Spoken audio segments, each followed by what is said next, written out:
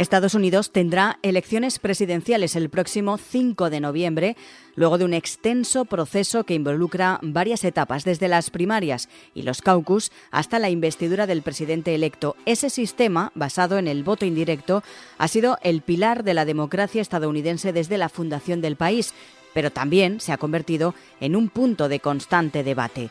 ¿Cómo funciona ese sistema americano y por qué las de este 2024 se consideran especialmente cruciales? ¿Quiénes serán finalmente los candidatos para ser presidente de Estados Unidos? Hoy en Plaza al Día, las claves de la carrera hacia la Casa Blanca.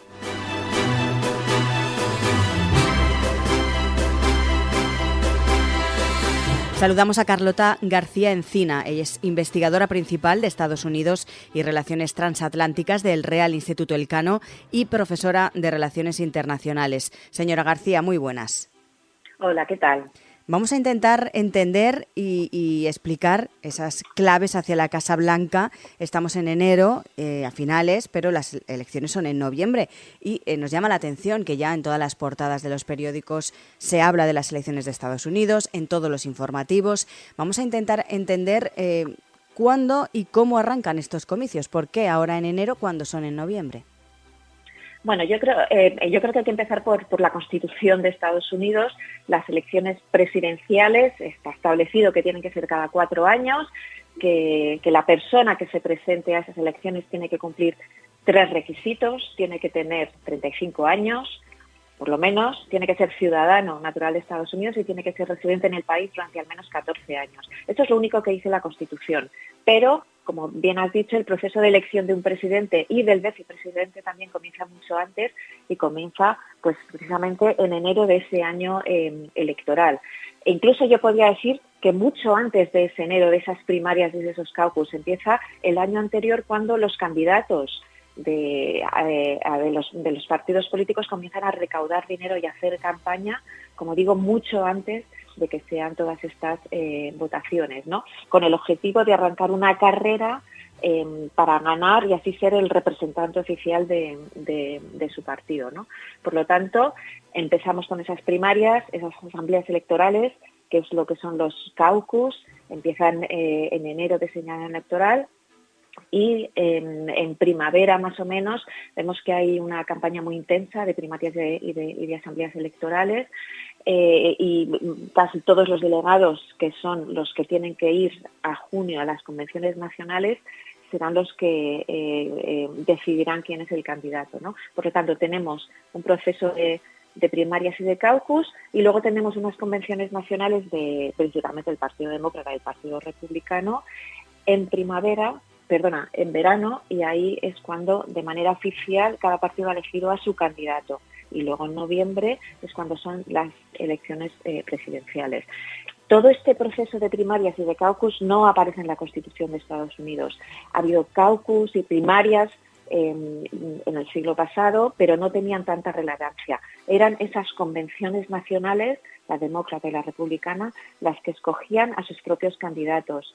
Pero después de las elecciones del 68 hubo complicaciones, malos entendidos a la hora de elegir el candidato y las reglas se cambiaron. Y fue a partir del 72 cuando las primarias, tal y como las vemos hoy, empezaron a determinar y a ser necesarias para elegir ese candidato, y es lo que estamos viendo, ¿no?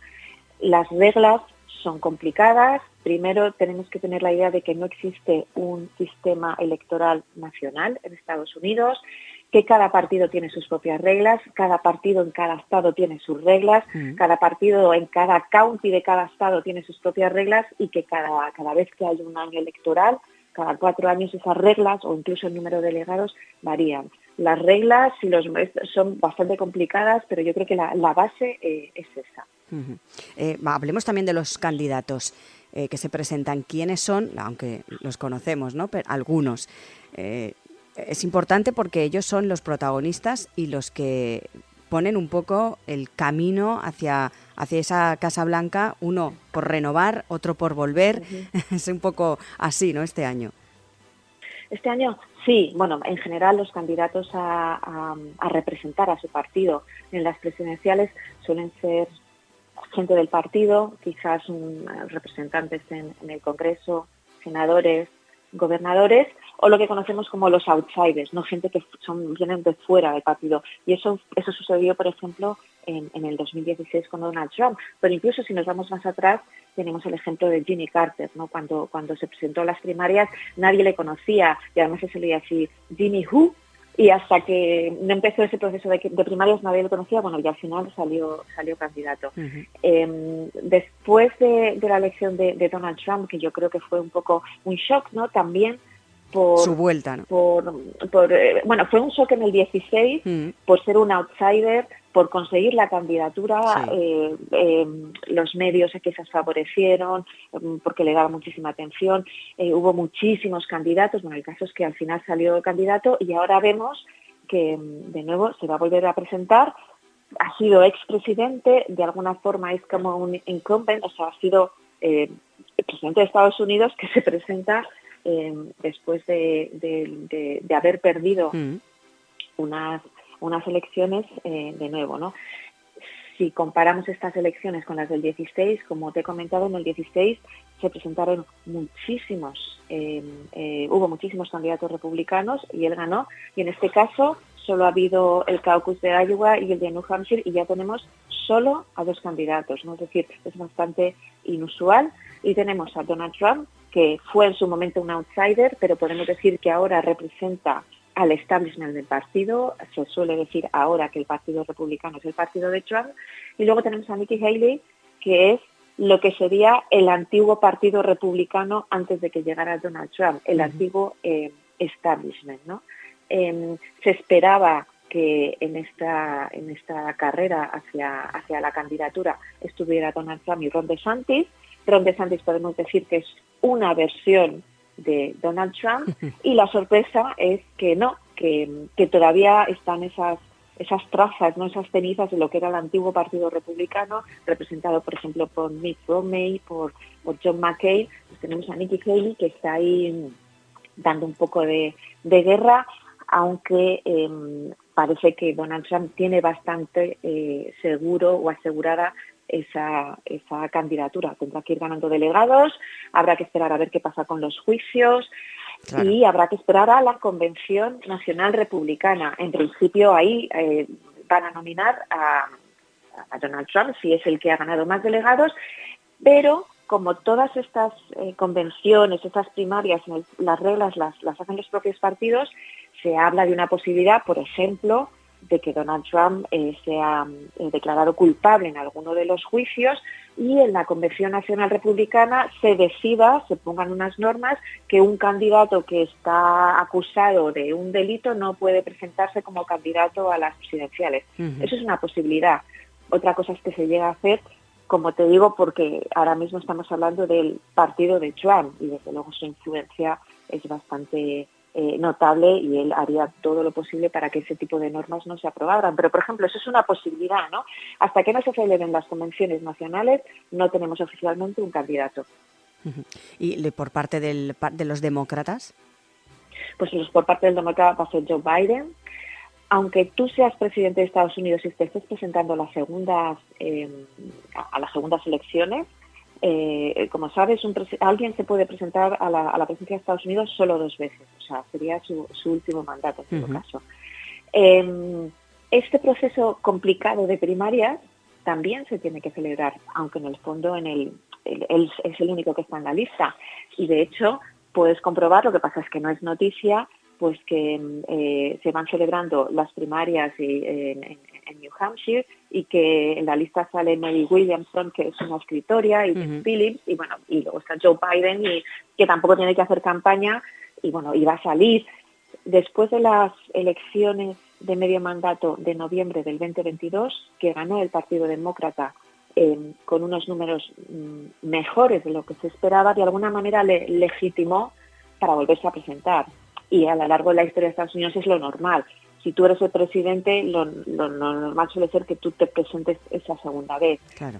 No hay ninguna duda de que Joe Biden va a ser el candidato demócrata, y eso se hará oficial en la Convención Nacional Demócrata, que se celebrará en verano. Supongamos que le pasa algo. todos preocupados, es una persona mayor, tiene, pues físicamente pues, le pasará algo, pues ahí tienen que ser otros líderes demócratas que asomen la cabeza, que intenten tener el apoyo de esos delegados, y de nuevo sería la Convención Nacional Demócrata quien elegiría al candidato para las presidenciales. Claro, porque de ese tema también se ha hablado mucho, de la edad de Joe Biden, ¿no? Y de que se vuelva a presentar con esa edad, ¿no? Sí, yo creo que él ha estado ahí, ¿no? Durante todo este tiempo. Lo que pasa es que para mí, o sea, políticamente, esas elecciones de medio mandato de noviembre del 2022 fueron muy buenas y le legitimaron para presentarse a las siguientes. Lo que dice Biden es que, o sea, desde el momento en el que Donald Trump dijo que se volvía a presentar, Biden dice, si se presenta Trump, yo me tengo que presentar. Aquí yo creo que hay que volver un poco a las elecciones del 2016. No sé si recordarás que en todo este proceso de primarias, Biden empezó bastante mal. Había otros candidatos demócratas, pero no era el que estaba a la carrera, ¿no? Era alguien mayor, no. Y ya fue, yo creo que fue en Carolina del Sur, creo que fue la cuarta o la quinta carrera en la que él por fin ganó. Y de alguna manera, como se estaba viendo que en el otro lado Donald Trump salía como esa figura dentro del Partido Republicano, lo que hizo Biden es como presentarse como el único que era capaz de ganar a Donald Trump. Consiguió que unir a los demócratas a su alrededor, aunque a lo mejor él no despertaba ese entusiasmo que a lo mejor despertó en su momento Obama, o que incluso despertaba Bernie Sanders, pero consiguió como unir a todo el partido para ganar a Trump, y le ganó. Y luego también, como insisto, en las elecciones de medio mandato del 22 también volvió a ganar, ¿no? Como Trump se vuelve a presentar, Biden dice, yo me tengo que presentar, yo tengo que acabar ese trabajo, yo no puedo permitir que esta persona gane. Si Trump no fuera el candidato, yo creo que ahí sí que hubiéramos visto quizás otro candidato del lado demócrata, o quizás Biden se hubiera planteado la posibilidad de retirarse. Pero al ser Trump, de alguna manera se ve obligado a hacerle frente porque ha sido el único que ha podido ganarle. Es decir, que ahora tienen que pasar esas primarias de ambos partidos, salir el candidato y a partir de ahí empieza realmente la carrera hacia la Casa Blanca, ¿no? Sí, insisto, las convenciones son importantes, son las primarias, son las convenciones donde hay dos votaciones distintas, en principio en función de los delegados que ha conseguido cada uno de los candidatos en los varios estados. Hay una votación para elegir al candidato oficial a la presidencia y a la vicepresidencia. Ahí es donde se deciden. Una vez que las convenciones han pasado es cuando ya empieza a organizarse la carrera. Yo creo que ya en las campañas empiezan ya en septiembre. Yo creo que incluso ya se han fijado una serie de debates y luego pues en noviembre pues las elecciones. ¿Y cuándo son exactamente las convenciones? ¿A partir de cuándo ya podemos hablar de ese camino o de nuevo a esas elecciones presidenciales? Son en julio, yo creo que las dos son en julio. Eso luego cada partido escoge una ciudad, escoge una fecha, pero es alrededor de julio, justo antes de verano. Ha habido veces que las convenciones son más tarde, son en agosto, creo que son en julio este año. Pues seguiremos, como hemos dicho al principio, muy atentos a todo lo que ocurra. Es verdad que Estados Unidos y las presidenciales siempre han generado muchísimo revuelo a nivel internacional y, como digo, estamos en enero y ya vemos los candidatos en las portadas de todos los periódicos y en todos los telediarios. Le agradecemos muchísimo que nos haya explicado cómo funcionan estas elecciones para entender mejor qué es lo que ocurre allí. Carlota García Encina, recordamos, investigadora principal de Estados Unidos y Relaciones Transatlánticas del Real Instituto Elcano y profesora de Relaciones Internacionales. Gracias. Gracias a vosotros.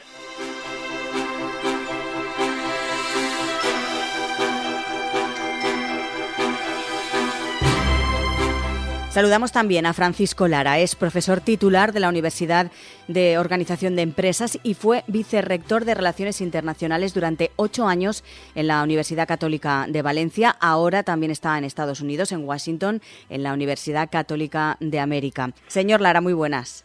Buenas. Podemos decir, para que la gente lo sepa, que usted está medio año aquí en Valencia y otro medio año en Washington.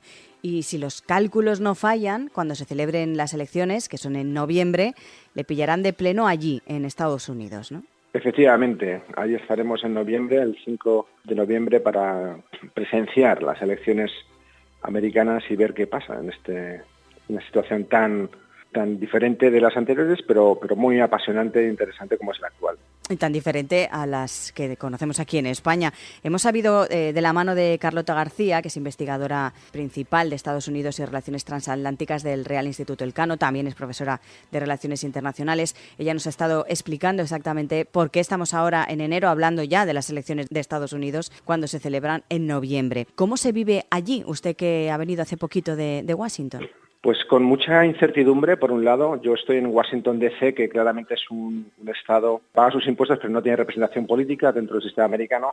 Pero sí que se vive una cierta incertidumbre, como decía, ante las expectativas de las elecciones en las primeras primarias que ha habido, tanto en Iowa como en New Hampshire, sobre todo desde el punto de vista republicano. Ha dado un poco la sorpresa Donald Trump, pero bueno, también hay que destacar, por ejemplo, la figura de Nikki Haley, ¿no?, que creo que es interesante, si queremos podemos hablar por ahí, y luego por el Partido Demócrata, claramente la figura de Biden se consolida dentro del Partido Demócrata, pero hay una tercera vía que quería comentar más adelante, que es la del Partido Independiente, ¿no?, de Robert F. Kennedy, que puede tener un papel decisivo en las elecciones para noviembre, ¿no?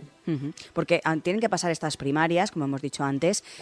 La gente, el pueblo, los americanos dan por hecho que finalmente van a ser los candidatos Trump y Biden. Yo creo que sí. O sea que básicamente la mayoría está esperando que sean estos dos los candidatos. Como ustedes sabrán, Biden dijo que si Donald Trump no se presentara, él tampoco se presentaría, pero parece que Trump claramente se va a presentar. La única cuestión que podría pararle su candidatura serían las cuestiones judiciales. Para el 15 de marzo, que es el día más importante, donde se elegirán a los delegados más de 15 estados, si hasta esa fecha no se ha dictado sentencia en contra y, por lo tanto, impidiendo la presentación de la candidatura de Trump, definitivamente será el candidato a todas luces republicano. Y Biden no veo tampoco en el Partido Demócrata alternativas ahora mismo a Biden. Estaba haciendo un poco también de encuestas y hay otros candidatos como Dean Phillips o Marianne Williamson, pero no están teniendo esa representatividad en el Partido Demócrata. Por lo tanto, se estima que será también Joe Biden el candidato demócrata. Como decía, desde mi punto de vista, lo más interesante es la aparición de ese partido independiente, que no es tan independiente porque Robert Kennedy viene del Partido Demócrata, claro, pero está teniendo cierto apoyo popular, ¿no? Y aunque no será seguramente el candidato que gane las elecciones, sí que va a ser decisivo en qué banda de los votos captará más atención este candidato, que está haciendo una campaña mediática muy potente y bastante interesante. Porque, como decíamos, son unas elecciones completamente distintas a las españolas, aunque aquí también se celebran en los partidos muchas veces sus primarias, pero es muy diferente. Estamos, como digo, en enero y ya se está hablando de las elecciones y ya están en marcha esas primarias, esos caucus, también esas convenciones que nos decía la señora García, que son muy importantes esas convenciones para que luego se vote a los candidatos. Efectivamente, sí se cumplen los pronósticos y son Biden y Trump los candidatos. Hablemos de ellos porque en el caso de Trump repite como candidato, fue presidente del gobierno, pero es que hay detrás también pues mucha polémica, juicios que están por celebrarse. Hablemos primero de Trump, de su figura. Sí, bueno, su figura, primero hay que tener en cuenta que, como ustedes sabrán, nace el 14 de junio del 46, es decir, tiene 77 años.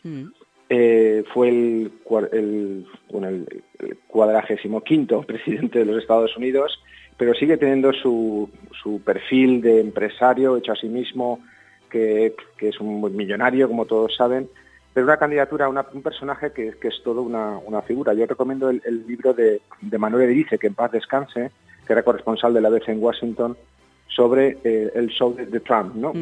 Donde explica muy bien cómo él ganó las elecciones precisamente por su carácter polémico, ¿no? Especialmente en la competición contra Hillary Clinton. En aquellas elecciones fue muy llamativo los 3 debates presidenciales que son obligatorios y están fijados por la legislación americana, donde fue especialmente agresivo con Hillary Clinton. Y yo siempre cuento a modo de anécdota ese momento de los debates donde Hillary le acusó a Donald Trump, con toda la razón del mundo, que en los premios Grammy a Donald Trump no le dieron los premios por su programa que tenía, The Apprentice, y Donald Trump demandó a los Grammy por no haberle dado el premio. Y entonces, delante de las cámaras, Donald Trump dijo, es que me lo merecía, ¿no? O sea, pero entonces la gente empezó a reírse, ¿no? El público. O sea, es un gran showman, o sea, Totalmente. Es un gran actor que capta muy bien los perfiles más extremos de la sociedad y los explota a su favor, ¿no? Entonces, ese es Donald Trump, básicamente, ¿no? Y ahora mismo, tanto en la anterior, el no aceptar los resultados de las elecciones americanas, todas las demandas que tienen en juego, van a tener un papel decisivo, pero creo que, sinceramente, no van a ser suficientes para evitar que se presente y que sea el candidato republicano. Por parte demócrata, como hemos dicho, no tiene tampoco muchos contrincantes Joe Biden para ser el candidato definitivo, ¿no? Sí, Joe Biden es un perfil nacido, como saben, el 20 de noviembre del 42, es decir, tiene 81 años. Es el 46º presidente de Estados Unidos. Y, bueno, las dos competidores que tiene ahora mismo, como decía antes, es Dean Phillips y Marianne Williamson, pero no parece que vayan a tener un papel importante. Se me ha olvidado antes mencionar que en el caso de Donald Trump, Nikki Haley sí que sigue en la carrera. Sin embargo, Ron DeSantis, tras las primarias de Iowa, ha renunciado a la carrera. Por lo tanto, ya solo quedan 2 en el Partido Republicano. Sin embargo, en el Partido Demócrata llama la atención, por ejemplo, en estas últimas primarias de New Hampshire, que Joe Biden no se ha presentado en las listas y, sin embargo, ha salido ganador, ¿no? Esto ha generado una cierta duda o crítica dentro del Partido Demócrata, pues sobre todo en New Hampshire, porque, algunos no estaban muy contentos con ello, pero la popularidad y también el sentido común, creo yo, del Partido Demócrata viene un poco a decir que lo único que puede hacer frente a Trump sería Biden, ¿no? Y, de hecho, si vemos todas las estadísticas y todas las encuestas que existen ahora mismo en Estados Unidos, todas dan ahí un empate técnico entre los dos, pero si pusiéramos a cualquier otro candidato, sea por ejemplo Kamala Harris, que es la actual vicepresidenta, o a Ron DeSantis en el caso republicano, cambiarían radicalmente los resultados, en este caso a favor del Partido Demócrata. Pueden más los personajes que las personas en este caso, ¿no? Sí, totalmente. Y yo recomiendo para los oyentes de este programa que si pueden seguir, por ejemplo, hay muchas encuestas, ¿no? Pero hay una que a mí me gusta particularmente, es que es Real Clear Politics. Por supuesto, el Instituto Elcano tiene unos informes fantásticos para seguir. O en Estados Unidos de Pew Research Institute, que son referencias en este mundo de las elecciones americanas. Actualmente, a mí me ha sorprendido porque de ayer a hoy, solamente en un día de diferencia, siguiendo esta fuente estadística, que es Real Clear Politics, ha habido un incremento de diferencia a favor de Trump de 3,4 puntos respecto a Biden. Ayer era 2,9.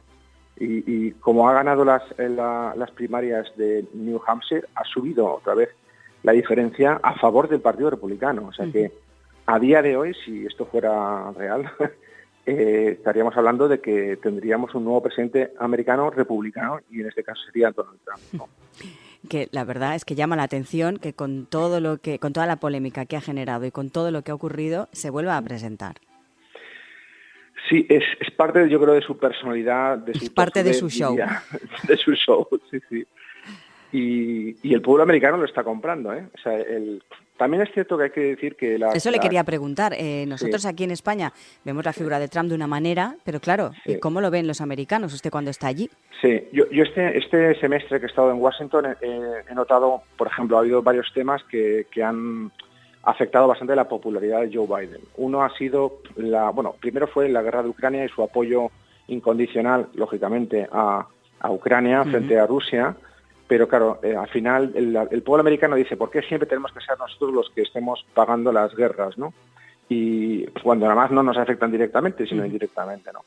Y el segundo tema que ha sido crítico, y yo creo que aquí sí que ha habido una inflexión en el pueblo americano, es la guerra Israel contra Palestina. Estados Unidos siempre se va a posicionar a favor de Israel.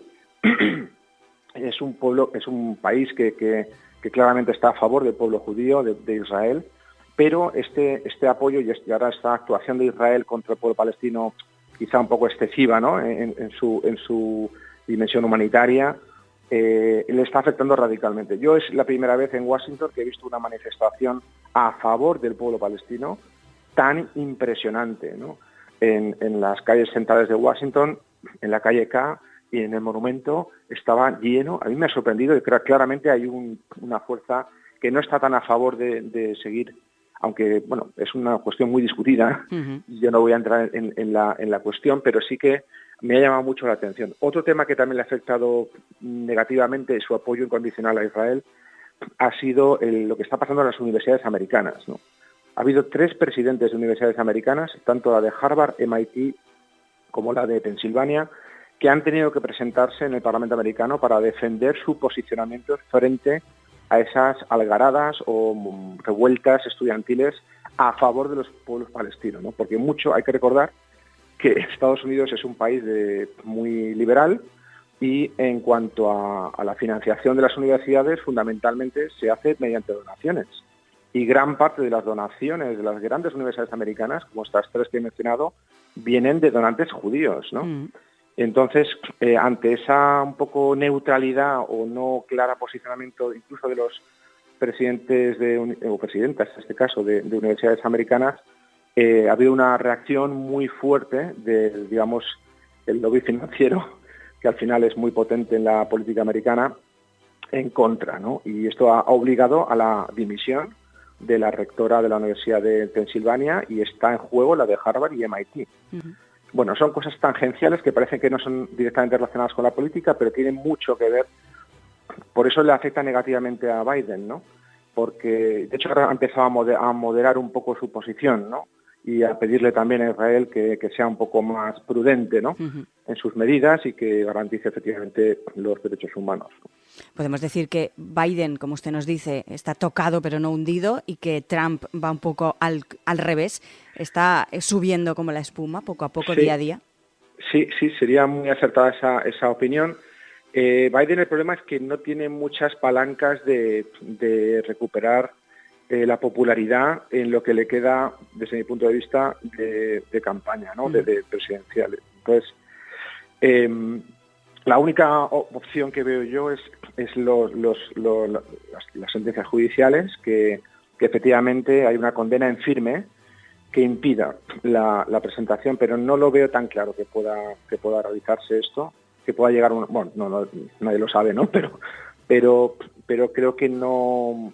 Solamente esa cuestión sí que impediría la presentación de Donald Trump a las elecciones. Y me parece que sería una decisión un poquito muy polémica en Estados Unidos, que los jueces impidieran a un candidato a presentarse a las presidenciales.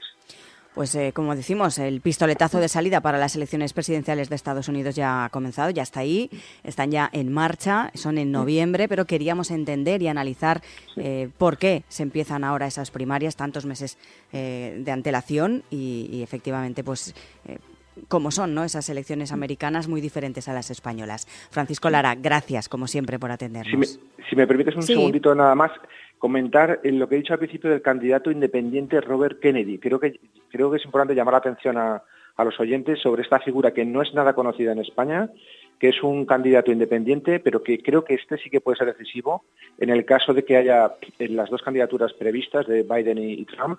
Si él se presenta en función del porcentaje que obtenga, que será muy minoritario, estamos hablando de un 5, un 10, 15%, pero ¿a qué votos arrastra, no? Si arrastra más a los republicanos hacia él o hacia los demócratas, me parece que será decisivo en el resultado final. Pues estaremos pendientes desde aquí, desde España, de todo lo que ocurre en esas elecciones de Estados Unidos. Señor Lara, muchas gracias, como siempre. Muchas gracias.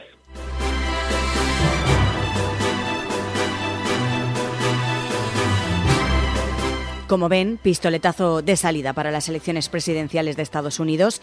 Antes de que los ciudadanos voten para elegir a su presidente en el mes de noviembre, tienen que decidir, como les hemos estado contando, quiénes serán esos candidatos a la Casa Blanca a través de esas primarias y caucus que han arrancado este mes de enero y que se van a extender hasta el mes de junio. Ya en julio y agosto tendrán lugar las convenciones para proclamar a sus candidatos. Y en septiembre, los candidatos detendrán sus campañas para acudir a 3 debates a presidente y el debate a vicepresidente que se emiten en abierto por cadena nacional. Finalmente, las elecciones están convocadas para el próximo día 5 de noviembre.